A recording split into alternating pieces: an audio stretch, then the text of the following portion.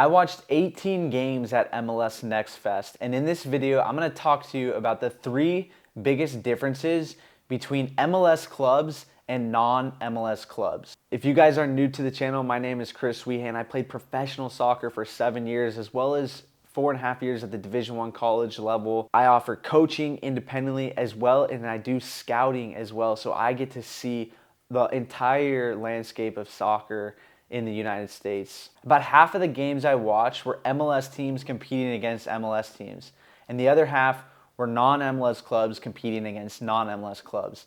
And there was a significant difference between these two types of games that I watched. In this video, I want to talk to you about the biggest differences in those games in order for you, whether you're a player or a parent, to understand what exactly is the difference in order to realize what you need to do if you really want to compete at a high level and play for an MLS club. The first difference, and these are in no particular order, but the first difference that I noticed was fitness level and technical ability. Now, what I mean by that was when I would watch an MLS club compete against another MLS club, the fitness level of the players was very high. These players could compete at a very high intense level for 90 minutes easily, and then they would go and do it again the very next day. The non-MLS clubs, the games would start intense and high level, but then before the game even got to halftime, the speed and the intensity level of that game would significantly drop even before the halftime whistle. And I started to ask myself, why is that the case? And what the conclusion that I came to was that these MLS clubs are competing and training many more times than these non-MLS clubs. And what I mean by that is MLS clubs are going to train 5, 6, 7 times a week, depending on their game schedule that week, whereas non-MLS clubs are probably training 3 to 4 times at most throughout the week. MLS clubs are starting to take the approach more like the European model, where they're training many times over the course of the week, and that is, one, going to elevate the fitness level of these players, but it's also going to raise their technical ability. See, not every session is going to be a team training session. Some sessions, 2 sessions likely throughout the week, might be individual development trainings for these players at these MLS clubs. That's where they're focusing on position-specific training within their clubs. And that's why I think we're seeing a big boom in the independent trainer market, a market that I'm in myself. If you're in North County, San Diego, and you want to get some independent personal training for striker-specific goal-scoring training, attacking training, that's what I'm here for. That's what I do, and I train. Because if you want to increase your ability, if you want to improve over, let's say, a 6-month span or a year span, you have to put in a lot of extra work, because going to your team training for 3 training sessions a week, while that's good, while you can still develop into a very good player, it is not at the same level that these MLS clubs are competing at. That's just the reality. In order to play for an MLS club, it is a cutthroat environment. They are investing a lot of resources, which is the second biggest difference that I noticed within these MLS clubs, is that their staff that they would have 5 to 8 staff members per team at the youth level, which is something that's been growing over the last number of years. The amount of investment and resources that these clubs are putting into their youth development is rising and rising. And what you're seeing with the non-MLS clubs is that there's maybe 1 to 2 staff members on the sideline. That's a head coach and maybe an assistant coach if they're lucky. And maybe even that assistant coach is the technical director of the club, which means that he's pulled in a million different directions at all times. These MLS clubs have 3 to 4 coaches that are dedicated just for that team alone. And then a trainer, a fitness coach, technical director, you name it. Sometimes 2 trainers. They have a ridiculous amount of staff members. That means that they're putting so many resources into these teams, into these players, in order to develop them, because they look at them as assets. They look at a player as an investment. Can this player work up to our first team? If that is, that's a huge win for the club. If they can develop a kid through their youth club into their first team, that investment becomes worth it. And then if they can even then potentially sell him on to Europe, that's a massive asset for a club to have.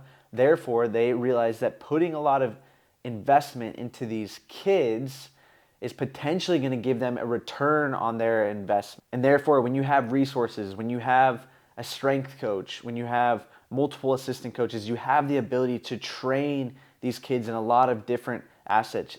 Physically train them, technically train them, tactically train them. And that is also why I think a lot of kids, if you want to really go from a non-MLS club to an MLS club, you really do have to put in not only the hours like I spoke about in the first one, but secondly, you have to put time and effort into all different facets of your game, physically, mentally, which is another thing that I will get into. Another area that kind of touches upon this is I noticed that these environments are extremely cutthroat. These coaches are extremely cutthroat because they know that the work that they're having to put in, the clubs are demanding a lot out of these coaches, because they're investing in the coach, the player, they're investing a lot, so they put a lot of pressure on them.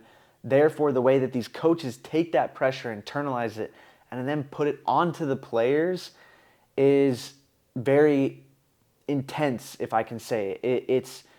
It becomes hard, I think, sometimes for these players, and that's also why I do mental work, because I know what it takes to go from the youth to the collegiate level to the professional level. I know how cutthroat it gets. I know how big the egos can be, and I know how much that can wear on a player, especially if you're a player that they see a lot of potential in, that they put a lot of pressure on because they want to get their return on investment. I know what that can do to a player. That's also why I offer my mental coaching. If you're interested in that, all you have to do is click the link on my page and schedule a call. Let's talk through what it is that you're going through. Let me help you see a different perspective on things so that you can perform at your highest level. If mentally you're under a lot of pressure and scrutiny from a club, from a coach, and that's wearing on you, I know firsthand that that's going to take away from your performance on the field. And talk to someone, get help, seek a mentor. That's why I offer my mentorship program for players, so that if you're in that environment and you're having a difficult time internalizing it, speak to someone before it becomes too late and that club lets you go. And next thing you know, you're down and out and you're feeling like your career is over and you just want to give in. Because if you love this sport, it's not worth going through the mental heartache and the mental difficulty. Seek mentorship, seek a different perspective, and ultimately prioritize and invest in your mental health so that you have the ability to go and perform on the field. This touches upon the last difference that I saw between MLS clubs and non-MLS clubs, is the competition level. One, within the clubs themselves, within each individual team, but also in the teams themselves. The competition level was so much higher. And what I mean by that is, one, it was the way in which these players approached the game. But two, then it was the players that were on the field versus the players on the bench. There's not a ton of significant difference. And also the way that some of these coaches are at the MLS clubs is that if you're even that much off, you might not play at all. And they don't care, because that's just the way it is. So the competition level is so intense, and you have to be willing to attack that. You can't shy away from it. If you're not willing to fight for your position day in and day out, you will not succeed at these MLS clubs. You will not succeed even at college, and that's why it's such a great environment to be in, because you get that training at such an early age that when you get to college, you've already experienced that for years and years. College is like that. There's not a ton of Division I schools where if you're just an okay player at your club team, you're going to get a Division I scholarship. It's not like that. But if you do earn a Division I scholarship and you get there, there's a ton of competition just to get on the field. These games are intense. These seasons are short. They're intense. It's a sprint. You have to be willing to show up and compete every single day, whether it's a recovery session, whether it's a weightlifting session or whether it's a training session, you have to be willing to compete every single day, and you can't shy away from that competition. You can't be afraid of the person across the field, and it's not that these players that were at these non-MLS clubs weren't willing to do that. The intensity level just wasn't there. The things that were at stake, the players weren't around that every single day. So that was another big difference. If you guys enjoyed that video, thank you so much. Please hit that subscribe button. Continue to help me make videos. It's my goal to do my work to help grow soccer and help players develop and ultimately have the best possible experience within this game of soccer.